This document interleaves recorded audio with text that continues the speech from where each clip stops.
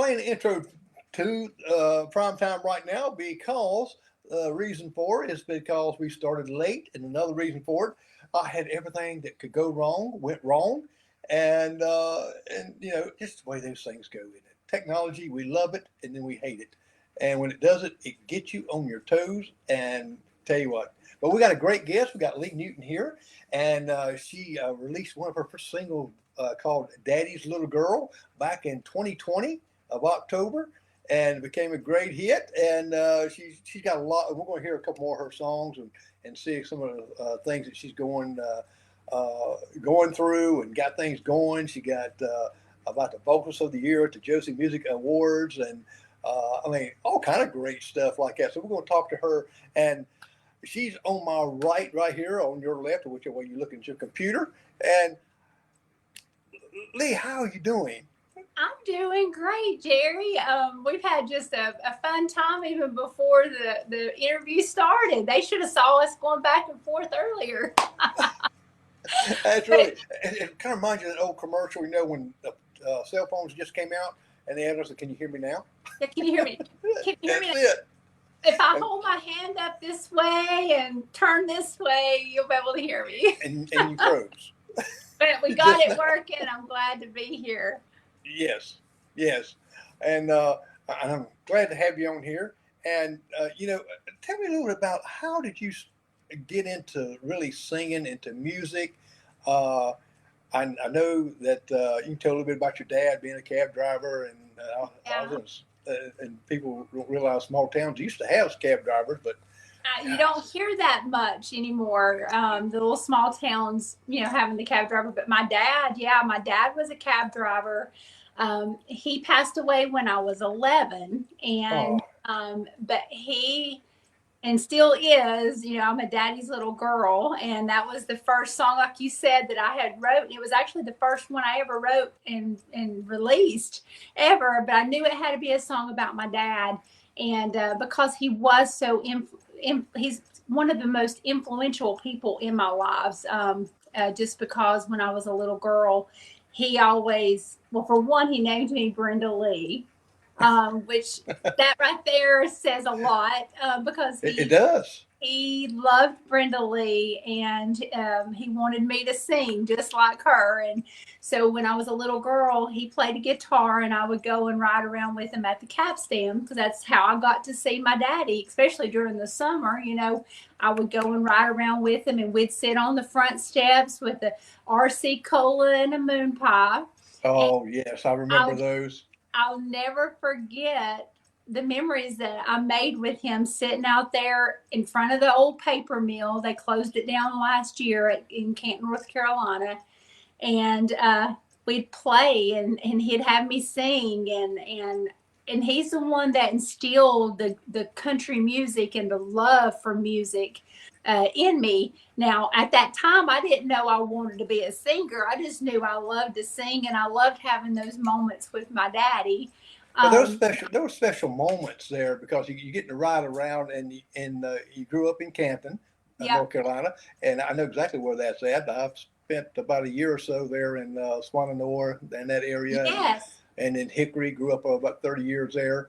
So I've been to Canton quite a few times, and you take small towns like these, you get to know everybody. And your dad driving the cab, he knew where every little road was and knew everyone. And you got to meet people as riding up front with him, right? Oh, I did. And back then, they didn't have the whole seatbelt law or the kids sitting in the back. So we would go and pick up everybody. And I think that's where I got a lot of my personality from because at a small age, we were picking up the nurses, taking them to the hospital. We would pick up the town drunk, pick them up. I'll be right in the middle of that seat, But my daddy treated everybody exactly the same. And he taught me so much growing up that I don't think he realized that he taught me, but it's stuff that money can't buy, Exactly. And, it's one thing we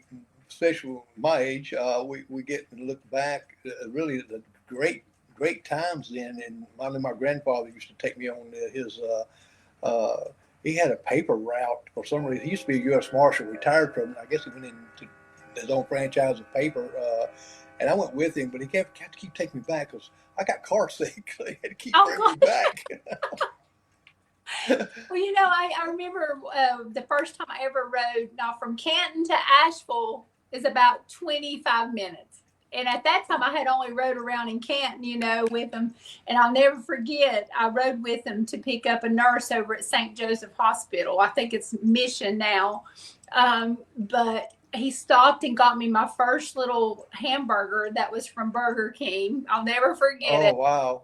But I got car sick on the way over there. I'll never forget getting car sick. But that was the time. And but yeah, I rode around with him, and just my love for music just grew. My mom had me in church from very young.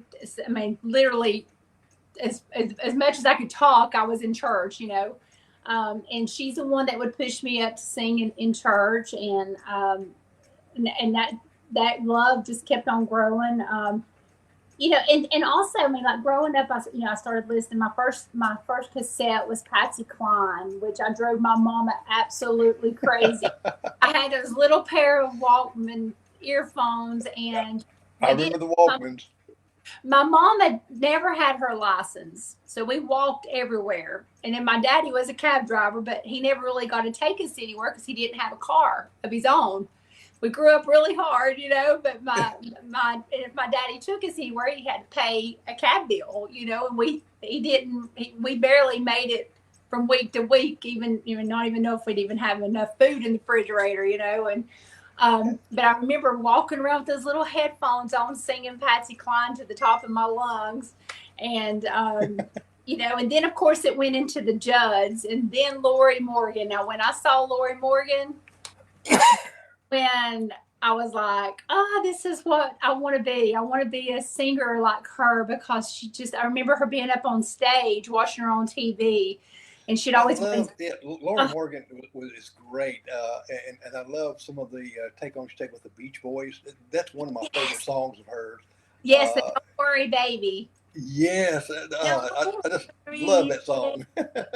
Yes, and it was a very full circle moment that I had last year. My dad died when I was 11. I kind of turned away from music a little bit because it kind of just hurt being around music and picking up the guitar, because he's the one that taught me how to play guitar. But eventually, when I got to high school, I was 14 years old, and my chorus teacher, I wasn't the cheerleader, and I wasn't popular, and I wasn't smart, in school. And so I went in, I joined chorus, and my chorus teacher sing a solo at the country concert they had. And I sang a Lori Morgan song for the first time on stage. Wow. I have a video of that too. And so she was the very first artist I actually got to sing on stage at my high school when I was 14 years old. And at that moment, I was like, I don't care what I do the rest of the life. I want to be able to be a singer. I love this feeling. I love being on stage. And I just knew that that's what I wanted to be. I felt... Now, the first time that you got up on stage, how old was you then, and really had that big audience out there? Was you real nervous, or? No. I mean, when I got out there, it's like, it wasn't like a different person. But it's like, I got bullied in school. Like I said, I was not popular. But when I was up there, everybody was cheering me on, and I felt like I belonged, and I got to just let loose. And being on that stage was where I felt the most me. I got to sing just from my heart and just let it all pour out. And I really honestly felt like my dad was right there with me.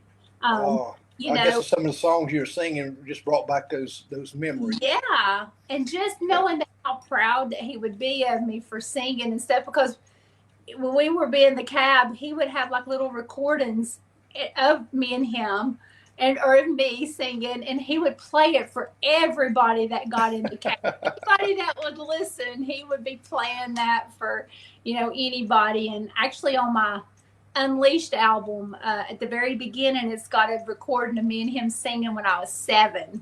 Oh, wow. Yeah. That is great because, you're right. It does mold you as a child, like you said, as a little growing up. And I know it just made him proud just to put those. It's probably cassette tapes then, wasn't it? Oh yeah, my mom would get the tapes, and she would record all of her gospel shows. Uh-huh. And my daddy would sneak in there and grab her tapes and record over them. So he thought a lot of them. I've only got 2 of them. I did get them moved over into like a disc, and that's what I have used. I used on my gospel album a little clip of my daddy singing "I Saw the Light," and that was at the very beginning, bringing in my gospel album. And I actually got to do "I Saw the Light" with Rhonda Vincent, which was super amazing, and along with so many amazing other artists on my gospel album as well. So, when you said your dad played the guitar, correct?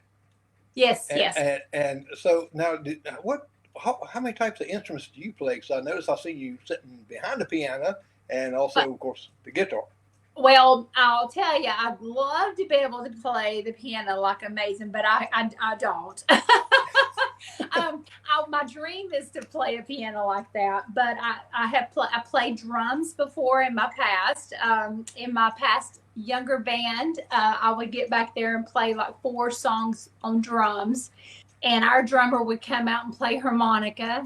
I enjoyed doing that. That was fun. And I play guitar. I played a lot of the percussion type stuff like the congas, and I love my tambourine, but I just love music. Now, when some of your creative, and just listen to some of your music, I know it brings back stories back when you was little and stuff, and thinking, I know just by reading some of your bio and things that you had a long time, and being alone gave you a great imagination and how you become a dreamer like you are now, and those dreams coming true. Yeah. I've always been called a dreamer, and my mom, she was called a dreamer. Even in her annual, it was Dreamer of Dreams, and on the back of my guitar strap, I've got Dreamer of Dreams on the back of my guitar strap, and my daddy's badge in Carolina. And, but yeah, I mean, between my mom and dad, they gave me the biggest gift of all. They give me the 2 gifts, 3 gifts. I mean, they give me the gift of knowing Jesus and knowing the love that he has given to me, and that he'll always be here for me. They give me the gift of music that literally I can turn on any kind of music, and I get consoled, or I'm happy, I can turn on a happy song, or if I'm sad, I can turn on a sad song. I mean, so the gift of music is just so beautiful. Well, it touches your soul, doesn't it? It really does. And I know that what looking on your Facebook page and looking at some of your videos there, and some of the songs that you pantomime right there are singing with, either in your kitchen or something like that. I think that's pretty neat. And I did the one earlier. I did the one because I'm opening for Gene Watson on this Friday, actually. And I was like, I've got my matches. I want to do a really cool one with the memories to burn. So I was like in there striking my match, but I just like to have fun. It's you gotta enjoy what you do, and I do. I love getting to sing. I love getting to perform. I love getting to write music. I love getting to meet everybody. I've met a lot of amazing friends out there, because I don't call them fans. I feel like that puts somebody beneath me, and I've just never liked that.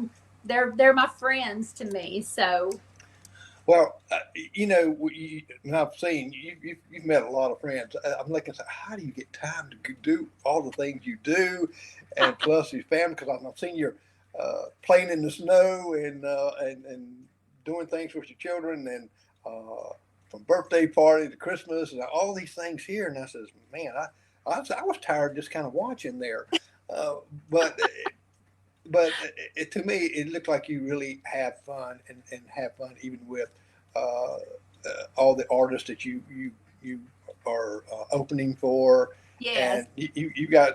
I mean, and I know that they just love you to death because I could tell the way they really take you under their wing and they tell you things. And which artist that really, I guess, inspired you and kind of like a mentor a little bit to you? I'll tell you the biggest one, and it's hard to even talk about because I almost tear up, but there's two. The one of them passed away last year, and that was Mr. Joe Bonzel with the Oak Ridge Boys. Oh yes. And the reason why I say him and he was the biggest is because when he saw me on social media, he he has been with the Oak Ridge Boys for 50 years. They are multi-platinum. I mean, they're the Oak Ridge Boys. You know, he's Joe Bonzel, he's Elvira. You know, and to have somebody like that not treat me like I'm this little. He even shared my stuff and was telling people, "Hey, here's one to watch. She plays and she writes her stuff." And when I asked him to do a duet on the gospel album, he said I'd be honored to sing with you, Lee. And he came down and made it truly special that day in the recording studio. And after that, and he was amazing with Cash. He just talked to little Cash in the studio. That's my little boy, and Uh-huh. you just don't find too many people like that really, even after the fact, him and I still texted each other back and forth. I'd send him videos and of like I sang in church, and I had sent him a video of me singing in church, or if Cash he did a little talent show, and I sent him the video of that. But he stayed in touch, and we never made me feel like I was the cab driver's daughter from Canton, North Carolina, and he's the Oak Ridge boy, But he was he was my biggest inspiration, just because I want to be that same person to somebody else, and I hope that I can encourage somebody the way he encouraged me. And the other one is Mr. T. Graham Brown. Yes, I had him on my Um, show recently. T. Graham Brown is most genuine. Him and Sheila, I love them to death. I met them a few years back when I first started getting more out there, as far as like doing shows with my own music and all that. This been a few years ago, and he got me up and sang with them.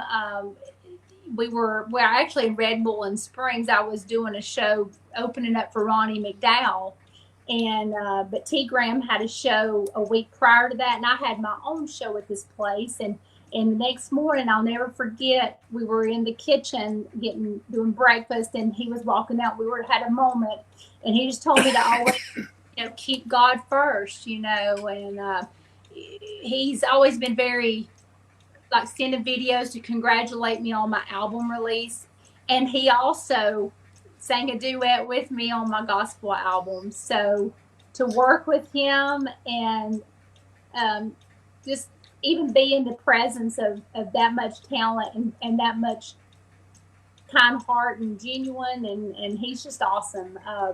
Well, and that's what really gives you encouragement, and that's why I love having you on here too, to have show others in our community here that you know you weren't born with the silver spoon in your mouth, a gold spoon in your mouth, No. and how despite I was the girl that literally had to. I remember going to the refrigerator and literally there was nothing to eat, and I was pouring ketchup in my mouth because we didn't have nothing to eat. Our power was getting turned off all the time. My mom was a recovering alcoholic, so she went through a big part of depression. And I went through that with her being a child, and my dad was always gone. So I kind of fended for myself a lot. So yeah, no, I was not born with a silver spoon in my mouth, but I was born with great parents that did the best that they could with what they had. And I think they did pretty good with me. I think that that builds characters, into whether it doesn't make a difference what material you have. It's how that you bring your life to others, and I think that's one of the great things about we can go back and look on our childhood. We didn't have a lot of stuff growing up either, and it just kind of it makes a big difference how you look at life now. Yeah. And the Oak Ridge Boys, I had William Golden, which will show his picture of you and him, and Richard Sturban, and I got to learn how they got Elvira, where the song came from. And hold on a second, I think I got someone calling in. Call from Donna. Hey Donna, can you hear me? Hold on a second. Hey Donna, this is Jerry McKee of Primetime. Hello? Hi Donna. Yes, we can hear you. Got Lee Newton here and also myself. Go ahead and speak.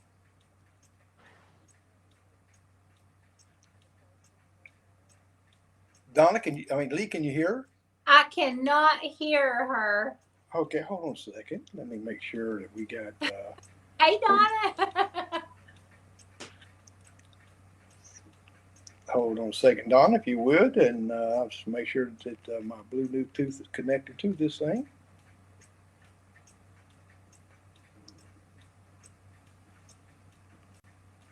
Okay. Try it now, Donna. Can you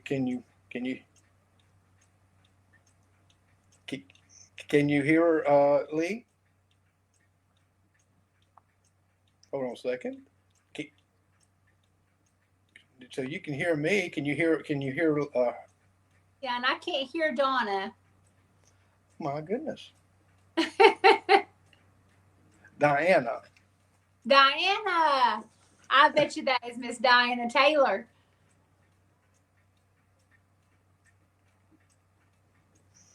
I tell you what. Let me see. Let me get this off of here, and I'll make sure that you can hear. Okay. Hey, Lee, can you hear me? I can hear you, Diana. Can't hear me. She can hear you. Can you hear her? Can you hear me, Diana?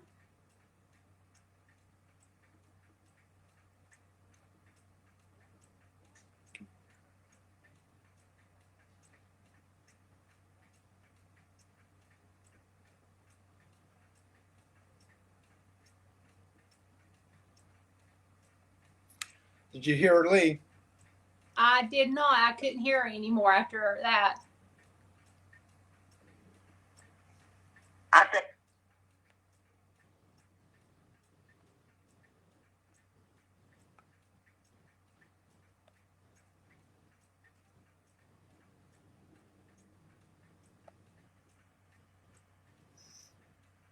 She wants to know, Lee, if you I'm sorry. We had a lot of difficulties earlier on this, Diana. And that's okay. There, I can hear her now. I can hear her now. She said she can hear you now. Go ahead and ask it again. I was going to ask you, Lee, what a musical events or concerts in the last 2 or 3 years, which particular one stands out to be maybe one of your favorite events? Oh, wow. That's a great question. I would have to pick the one I opened up for. Can you hear me? Yeah, she's saying it now. You Yeah, just can't hear her. The one I have to say is probably when I opened for Randy Travis. So when she opened for, yes, when she opened for Randy Travis. Yeah, when I opened for Randy Travis, just because he's from North Carolina as well.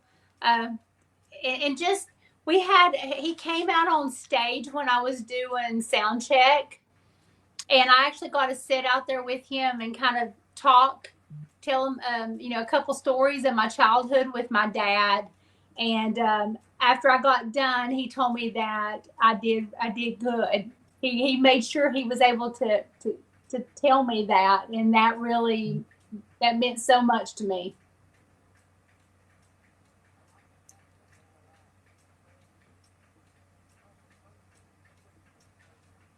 I can't hear her now.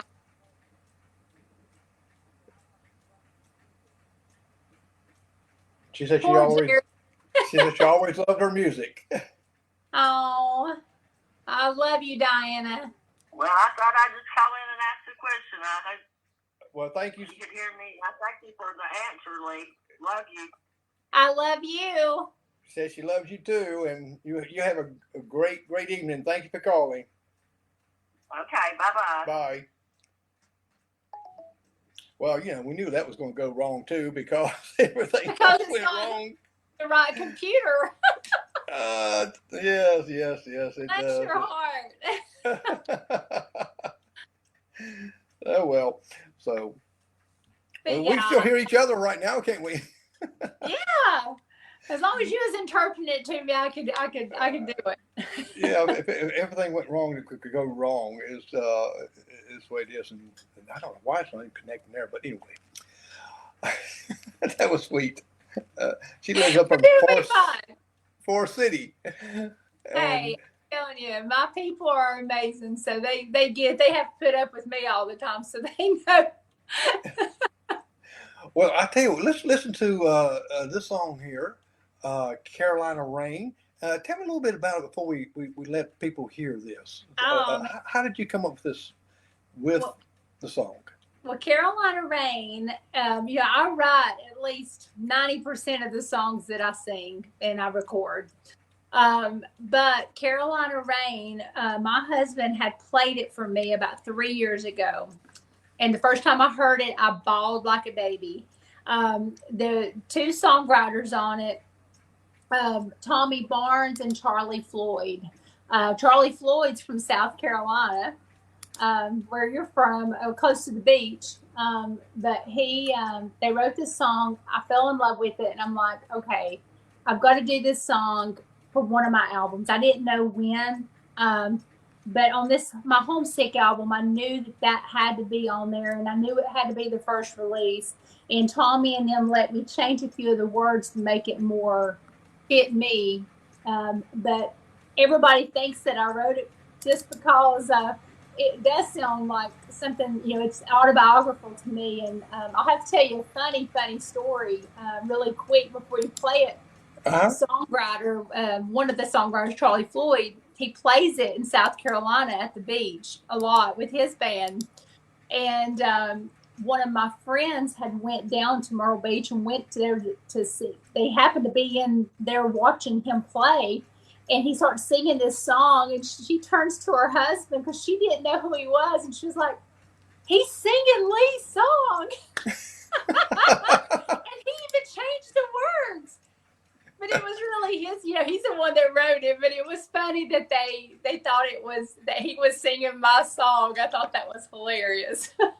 We got to get life out of it. It is, and when someone does sing your song, man, that just makes you glow, doesn't it? Oh man, I'm telling you. But yeah, it's a very special song. It turned out amazing. I just switched producers. Kent Wells, who produced Dolly for 30 years. He produced my latest album, and Dave Fowler, and they literally just knocked it out of the park. Mike Rogers sings harmony with me on it and plays acoustic guitar, and he plays with Brothers of the Heart and actually Ricky Skaggs. Wow. Yeah, God's blessed me with some amazing people that have really been on a lot of my projects and stuff. So. Well, let's listen to Carolina Rain, and I'll let everyone else and it's available, and we'll tell you how you can get all these all of Lee's music, and where you can see all kind of videos and everything. Our website got awesome, and if you ever get on her Facebook page, you'll see how busy this woman is. Almost see my daddy's face, proud of his girl from Carolina.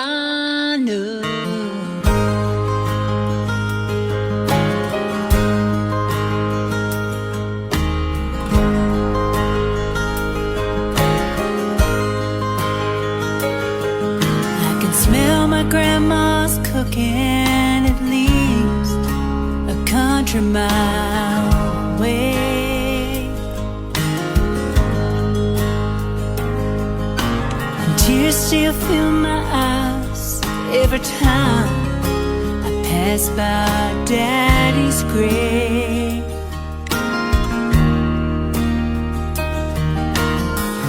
Lord, it's good to be back home. Nothing on earth's quite the same.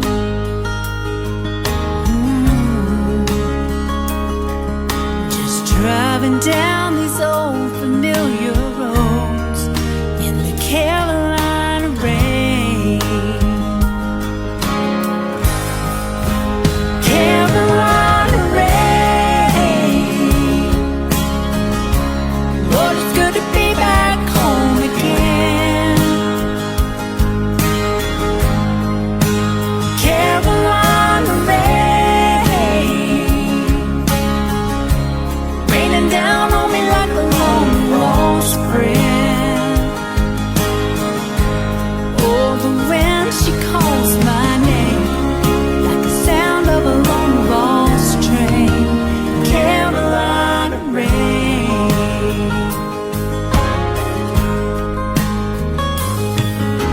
As I pass by that East Tobacco Road where my granddad used to cry,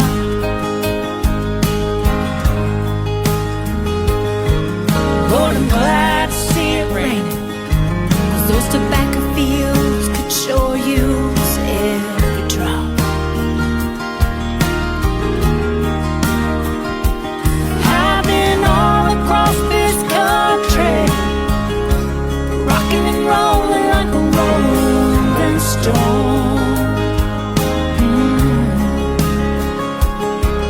When I cross that Carolina line, I hear my little boy say, Mama, hurry home.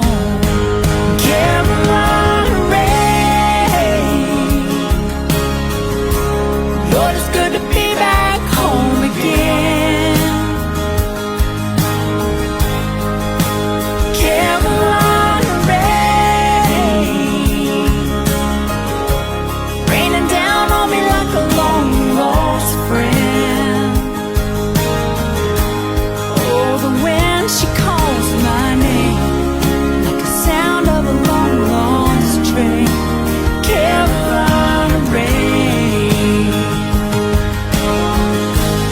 Oh, the wind, she calls my name like the sound of a long lost train.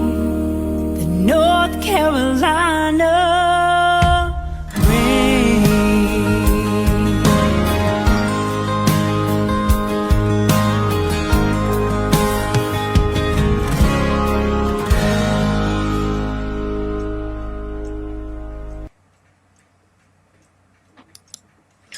Well, I assumed that was Cash running out there too. That was little Cash Man running out.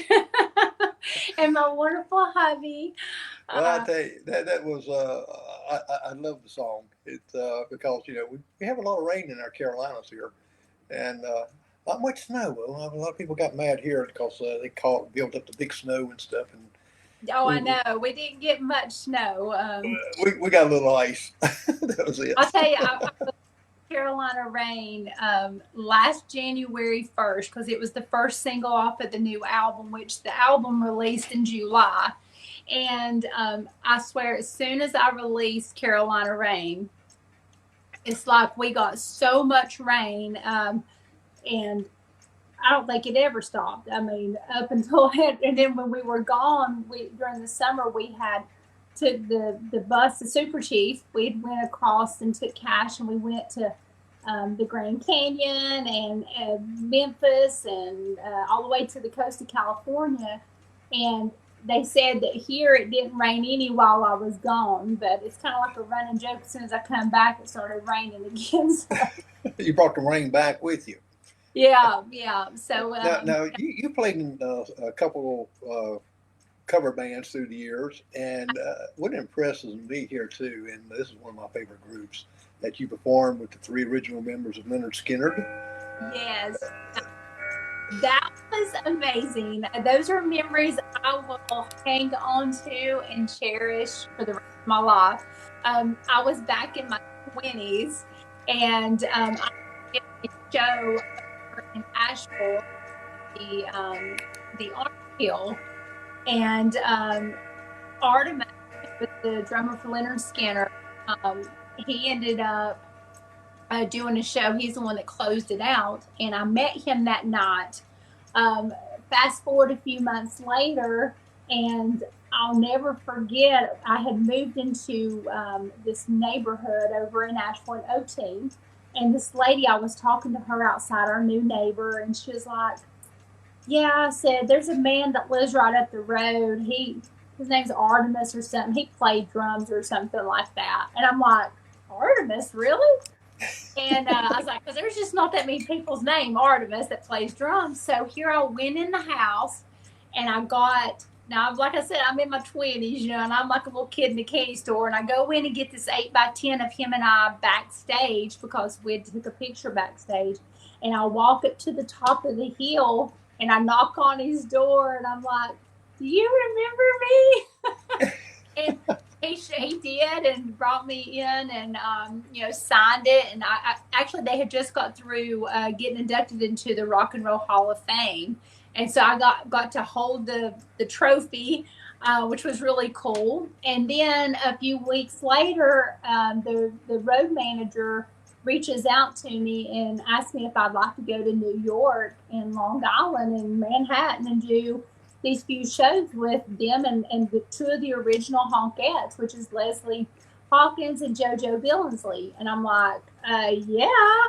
First time I had ever flown, ever. I was so excited. I was so naive. I had no clue whatsoever going into I flew into Newark and then went to Long Island. Then we did the show down in Manhattan. And then I flew back 2 weeks later and did the show at the Patchogue Theater. And I got to hang out with Leslie and JoJo. And JoJo, her and I really clicked. She kind of took me under her wing and was just, I have so many amazing stories that all of them told me, but especially JoJo. I just loved her so much. She passed away not long after that. Oh.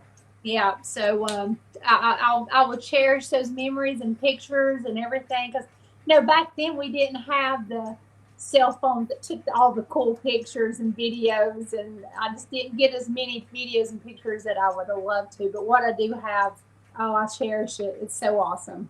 Yeah, I look at a lot of your pictures, and I see, you're just having the time of your life there. God's blessed you very well with your family and all the things that sometimes I think when God hits at our lowest points, He picks us up to the highest, don't He? He sure does. And sometimes when you think your world's being completely broke apart and torn apart, it's just God getting you back on the right track and rebuilding something beautiful for you. Yeah, just like the record you produced there, The Strength of a Woman. Right, that's exactly where it came from. Strength of a Woman is a song that I wrote at one of the lowest parts of my life, where I felt, I had come from an abusive marriage, and I had my little boy, and I basically had nothing. I had ran from everything, didn't have nothing. And that song, God gave me that song, and it was I had it wrote within a few hours.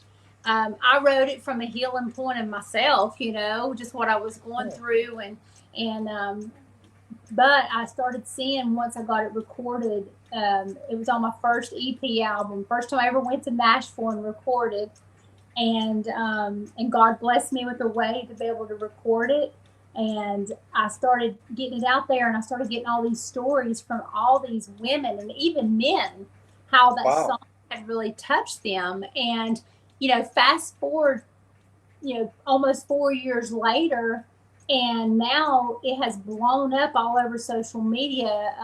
You know, there's been over 50,000 videos made using that song, people using that Wow. to tell their story. And they use it, people that's went through cancer or went through depression or went through bullying or weight loss, or, you know, I've had so many stories. And one story in particular, she is such an inspiration to me. But Kim Steele, she is a double amputee. She lost both her arms and her legs from sepsis. Wow. Her husband left her there. Her high school sweetheart left her because she was getting ready to die. They didn't know if she was going to be living or not. And she did. She lived. She used my song, and that's how I found her. Or I see that she used it, and we ended up connecting. But she's from Georgia. She went and she used the video, and the video shows what she went through, which is horrendous. But then it shows this fighter. She's getting fitted for her prosthetics, and she's learning how to walk, and she's learning how to cook. And next thing you know, she's jumping out of airplanes, and she's scuba diving in Mexico, and she's flying a plane, and she's Wow. scuba diving. I mean, like all these different things, writing a book, a runway model, and now she's an advocate and she's a speaker on sepsis awareness. And I finally got to meet her for the first time ever when I opened for Sarah Evans, and she came to the show in Georgia, and she is just, that's why I do what I do. God's got me on a mission, and I write my songs and I tell my testimony, and I meet so many amazing people. And you know, yes, I believe in going in church, but I believe in, you know, there's people outside of the church that need to hear certain messages that maybe they wouldn't hear if I wasn't doing what I'm doing, you know. And so I feel like God has me on the right path, and I just keep being obedient to Him, and He keeps making so many amazing things happen. Well, now, when you first rode that plane, you didn't think about jumping out of that plane, did you? No. Well, I've jumped out of 10,000 feet before, so it's a thrill. I was singing Jesus Loves Me, holding on to this little girl's hand. She held my hand for the first time. I thought, oh my Lord. All I could hear was Freebird playing in my head when I was doing that, Lord. But no, Strength of a Woman, it is one of my biggest songs that I'm so proud of. Because like I said, I was just a writer. God gave me the words. And Well, with just looking at your talent and looking how far that you've come along, I know you had in there talk about your daddy's told you always to dream big, and he believed in you and encouraged you. And one of the things I say to myself, never be afraid to ask and go after what you want, because the only thing they can tell you is no. Well, you know what I say when they say no? Not now. No means not now. It's not exactly. the right time. Don't mean I'm not gonna call you back. Some of these people probably like, dear Lord, Lee, you just never stop. But hey, you know, that's one thing I told Joe when I reached out to Joe Bonsall to record with me. That was something I told him. I'm like, you know, my daddy always told me, you're never going to get anything if you don't ask. What's the worst they can do is say no. And, exactly. And you know, and he came back and said yes, and I have gotten a lot of yeses. I've gotten a lot of no's. I've gotten a lot of people telling me that I was a dreamer and that I would never amount to anything, and that, oh, well, you're just from a small town. You're a cab driver's daughter. You're from the wrong side of town. You ain't never going to amount to nothing. But no, I mean, God had a bigger plan, and exactly. He does that. It's like when I first was doing some podcasts and doing some videos and interviewing. I said, I want to interview Loretta Lynn, and they thought, you're crazy. You're not going to be able to do that. Well, I got to interview her on her bus. And gosh. yeah, and she was just as sweet as can be, and was telling me about some things that she didn't like about being famous is that she can't go into stores anymore. They got to bring her food to the bus because she got to eat in peace. And I went to leave, and she gave me a hug and give a little kiss on her cheek like that. She said, "Wait a minute, this is not the way we do it." She kissed me right in the mouth. Oh my God. Love Loretta. You know, I So, mean, when I was growing up, that was another, you know, I told you about my Patsy Cline tape. Well, Coal Miner's Daughter played nonstop in the house. Like, I love that movie. I could recite every single word. And that was a huge thing. When I got my husband, he even mentioned it first, because I was like, you know, I always made everybody watch Coal Miner's Daughter with me. And if they wouldn't watch Coal Miner's Daughter with me, then that was one check off of the list. That was like, but he even watched it and he knew all the words too. So that's when I knew he was a keeper. now, if you hear all these clocks in the back, I like clocks, and I've got them all around me. You got some pretty sounding clocks. Well, I'm going to show some pictures, and we'll talk about these pictures here too. And one, my wife just absolutely loves that dress you have on, and I think you just recently either put that up there or it's been, I believe. But anyway, let's take a look at these pictures here. Okay. All right, and Yeah. hold on a second. Let me go back to number one here first. Now, January the 17th, you're going to be in with Gene Watson, open up for him, correct? Yes, I'm gonna be there with him at the Gym Theater. I am so looking forward to getting to open up for him. It's such an honor. I mean, Gene Watson, he is amazing. Yes, that's in the Gym Theater in Calhoun, Georgia at 7 p.m. Calhoun, Georgia, Tennessee Concerts is bringing that to everybody. They have some of the most iconic and legendary artists there that they work with, and I'm just tickled to death and so grateful to get to open up for Gene. Right, and that guy on the right there. The guy on the right, you know that guy. Yeah, William Golden. I'll tell you what, he was a great interviewer, and I was really glad to get to talk to him. I really was. He is so awesome. That right there, that picture was taken the very first time I ever got to meet him. This was at the Country for a Cause. Kelly Lang and T.G. Shepherd puts that on every year. And this was outside back. Was getting ready to go back in the back dressing room backstage. And I got him to do his first TikTok to Elvira. It was so cute. Well, the video is nice. They got out. That hadn't been long released about Elvira. And Yeah. Yes. have they told you how the name come in? How that song name came in? No, you'll have to tell me that. Well, what it is that they said the writer of the song, he come up to a stop sign and looked up and seen this sign said Elvira Road.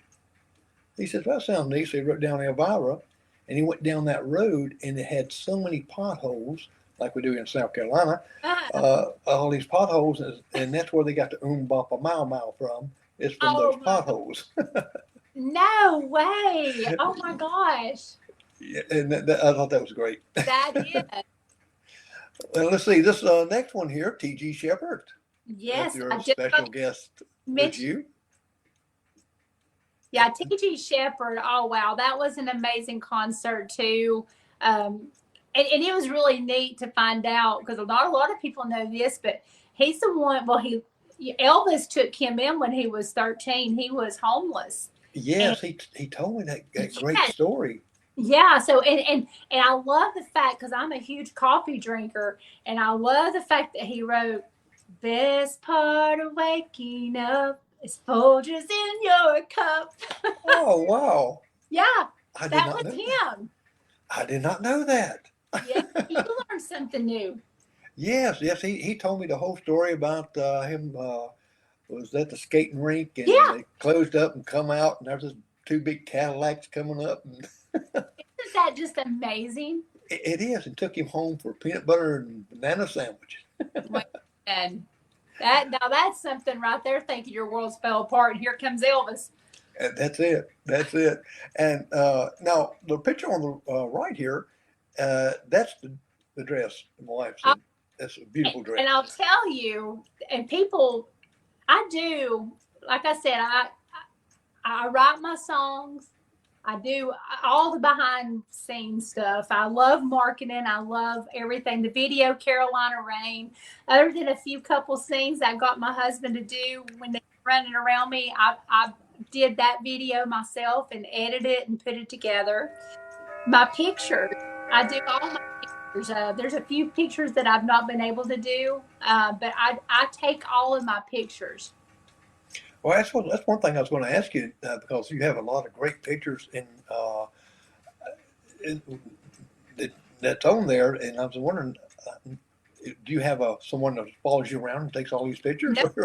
Nope, that is me. I do all of my pictures, and a lot of people, it's kind of like a funny joke because I love thrift store shopping. The only thing different is when I was little, we went to the Salvation Army or anything. We didn't have enough money to buy me anything. I'd have to go up there, and when they were closing, when I was a little girl, I would ride around with my daddy, and I'd go up there and pick up a bag that somebody had left in the front and take it down there and make sure I had something to wear. But I love thrift store shopping and Goodwill and hospice shopping. And so that dress right there was like $5 at a Goodwill. Wow. Yeah. My husband loves it. He goes with me. I love most of my dresses like that I get. I find them at these beautiful thrift stores, and I love that. I wrote some murder mysteries, and we did one at a bread and breakfast, and they had to come in character, and they never know until at the very end who really did the actual murder. And the girl that was playing, she says, I didn't get a dress. Like, she went to the Salvation Army and bought a $5 dress, and it fit her like a glove. It looked like it just come out of a showroom. It is that, and I'll tell you, and especially since you got T.G. Shepherd on the left, the jacket I ended up putting on after that show when we were doing the meet and greet, my husband, there's a thrift store here in Shelby. It's literally right across the street from Don Gibson Theater. My husband's the best at finding things like that he's like, honey, this is you. Well, he found this amazing jacket. It's black and it has the crystals on it, and it was Elvis, and it had the whole picture of Elvis and those crystals on the back. Wow. It was like a gem in the middle of whatever, but he found that, and it fit me perfect, and that's what I look for, the T.G. Shepherd concert. Wow. This next picture that's when you got your Josie Music Award in 2024. Yeah, well, there. I have won 5 years in a row at the JMA Awards. I've won Female Vocalist of the Year. I've won, and this is every year, the EP Album of the Year, Album of the Year. And the last 2 years, I got to win Artist of the Year for Traditional Country. And the last October at the JMA Awards, which was the last 2 years have been at the Grand Ole Opry House, and I got to close out the show singing my song Carolina, which is a tribute to my daddy, my sweet daddy that's in the picture. And he was a cab driver, and it's a song that it means so much to me. But yeah, the JMAs have been super amazing, and the ISSA Awards, I'm nominated for that this year too. I've got 7 nominations for it. Won Entertainer of the Year last year, so it's been a great few years. Well, I noticed that you got the Social Impact Song of the Year, Strength of a Woman. Yeah, that was nominated. So I'm trying to think. That was back in 2021, maybe. I'm looking. Yeah, those were the nominations. So yeah, every year I've won for 5 years. I'm 5 for 5 so far. All right, and I had to put the picture. Is that you on the right? That is me. My husband tells me that I was the cutest little boy ever. And that's your dad, the cab driver. That is my daddy, and it's so crazy because he works so hard. He worked 12 and 13, 14 hours a day, 7 days a week. I just remember a handful of times he was off, And I remember it'd be on a Sunday and we'd watch football and he'd walk me out to the little store and we'd get a butter pecan ice cream and come back and sit in front of the house and eat it. But that was actually at the Save the Town parade. That was probably about a year before he passed away. So I was about I love the hat. Yes, and what's crazy, let me tell you the story about that. So my husband, he is so thoughtful. He's always thinking of ways and special things to get me. And for my birthday last year, or the year before last, he got me a replica of my daddy's cab driver's hat, and he got me a badge that looked exactly like my daddy's badge. It says Carolina in it. Oh. And when I played at the Grand Ole Opry House, they put it on the mic stand while I sang and put it up to what my daddy's height would have been. And it was like he was there, because he always said, you're going to be on the stage of the Opry one day, and I'm going to be in the front row. And I got to sing that song, Carolina, and I got my husband and I had front row seats. And, of course, with me not being on stage, the front row seat was open, so it was hard to fight back tears getting to do that. But I bet that would be hard to sing with that, but that still touches your heart. What a great story! Yeah. Now, right here, of course, is Lee Newton, Carolina Rain. That's what we've been talking about. That's what you see on the cover, and also you had a Christmas song out this year, Christmas Moon. I did. The Carolina Rain, and I was talking about the different covers. So I do all of my graphics too for my album covers, everything. The Christmas Moon, I was so proud of it too, because it was the first Christmas song that I had recorded by myself. And it did so great. The video, it's up for a nomination at the ISSA Awards this year. Which is in Atlanta, and I'm very proud of Christmas Moon. Very, very proud of it. It's such a beautiful song. It was a great song. I love listening to it.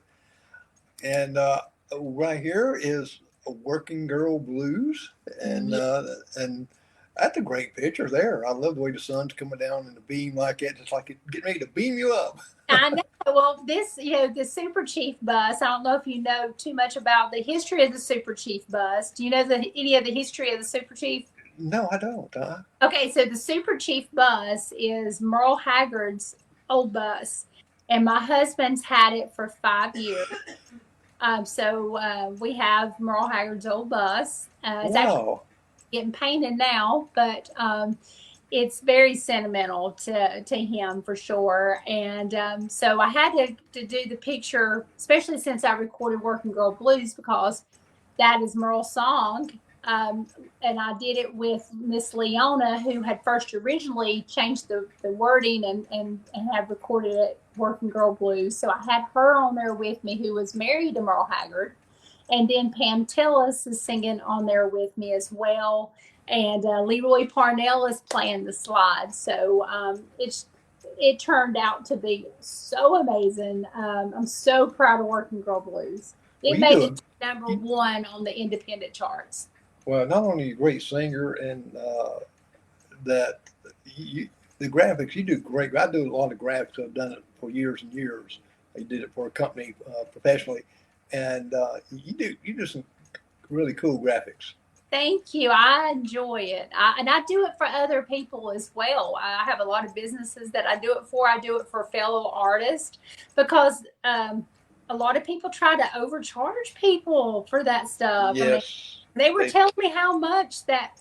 I'm like, honey, I'll do it for you, and you use that money to go and record or something. This is crazy that they're charging you that much for that. It's insane how much a lot of this stuff does. It's just like, I do a lot of things, and wife says, well, why you're not charging enough, or you didn't charge? I says, nah. It just depends on the person, like I said, God has blessed me when I do things like that for others. Not that I do it for anything, but it's like God always turns back around, and I get a blessing from it. So it all works out. And I had to put the picture on the right there. Happy birthday, Amy McAllister. Yes, that's my girl, Amy. I love her so much. This was at the award show. Actually, the year that I actually got to sing at the JMA Awards at the Opry House. So, yeah, that was a very, very special night. That I ended up wearing 3 dresses that night, Jerry. So I've seen some of them quick change artists on TV there. Was you that quick? Huh? The quick change artist, you've seen the Oh quick yeah, change. I don't know if I was that quick change, but yeah, and the dress that I had changed into to perform in that was supposed to be like a surprise ended up being. I ended up having to come out on stage from all the way back. I was in the mini pearl dressing room, and I won the award for the artist of the year. So I had to come out and do my acceptance, accept it in the dress I was going to perform in. So I was like, oh, no surprise. But it all worked. It all worked. Well, you've opened up for Randy Travis, Ronnie Millsap, Sarah Evans, Diamond Rio, T.G. Shepard, and others like recorded with Joe Montal, the Oak Ridge Boys, of course, and Pam Tillis, Lynn Williams, T. Graham Brown, Deborah Allen, and Deborah. Let me just tell you about Deborah Allen. Oh my gosh, I absolutely love her. She is not only just drop dead gorgeous. She has had a huge career. And when I sang at the award show, when I was just telling you about, she got the Lifetime Achievement Award and performed. And her and I both were. There's a picture. I'll send it to you. It's amazing. We're backstage at the Opry. We both wore our silver-looking dresses, sparkle dresses, and our silver boots that were high. And but she was another one that made it so special in the recording studio. Deborah Allen, she is such a great songwriter too, and she even wrote songs for Prince. Oh wow! Yeah, she has done so much. Well, a lot of times we don't realize that a lot of artists writes for other artists. Exactly. And exactly. Now, if anybody wanted to record any of mine, I'd be more than willing to hand them over to them. Well, I have a friend, Pat Quinn. He's a syndicated DJ.